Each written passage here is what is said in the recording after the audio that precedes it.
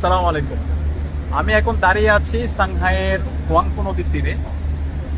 এই ওয়াংপো নদীকে কেন্দ্র করে পুরো সাংহাই শহর নতুনভাবে তৈরি করা হয়েছে।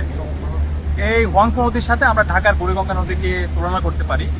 ঢাকা বুড়িগঙ্গা নদীর তীরে অবস্থিত, কিন্তু বুড়িগঙ্গা নদীর ময়লা আবর্জনার কারণে, পরিবেশ দূষণের কারণে পুরো ঢাকা শহর আজকেও নিরাপদ হয়ে উঠেছে।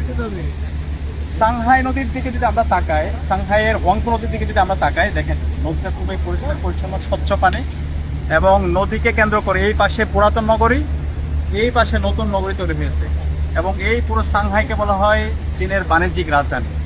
তো তারা যদি এই ওয়াংপো নদীকে কেন্দ্র করে চমৎকার নগর বিনির্মাণ করতে পারে, তাহলে আমরা কেন পারবো না? তাদের পারার কারণ কি? সঠিক পরিকল্পনা এবং দক্ষ নেতৃত্ব। একই সাথে যদি আমরা বেইজিং শহরকে দেখি, বেইজিংও ঢাকার মতো ওভার পপুলেটেড একটা সিটি। বেইজিং এর মধ্যে যদি দেখি আমরা, এখন কোনো ধরনের ট্রাফিক জ্যাম নেই, পুরোটা এআই দ্বারা নিয়ন্ত্রিত, নাগরিকদের নিরাপত্তা আছে, পুরো বেইজিং শহর নিট অ্যান্ড ক্লিন একটা সিটি। কিন্তু ঢাকার অবস্থা যদি আমরা দেখি, এখানে হিউজ ট্রাফিক এবং কোনো ধরনের নগর পরিকল্পনা নেই।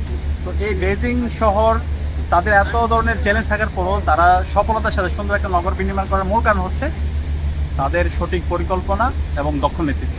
তা আমরা ঢাকাকে বিশ্বের একটা চমৎকার নগর হিসাবে আমরা বিনির্মাণ করতে চাই। সেই নগর হিসাবে বিনির্মাণ করার জন্য আমাদের এখনই সঠিক পরিকল্পনা গ্রহণ করতে হবে, এবং দক্ষ নেতৃত্বের মাধ্যমে আমাদের ঢাকা এবং বুড়িগঙ্গা নদীকে আমাদেরকে বাঁচাতে হবে।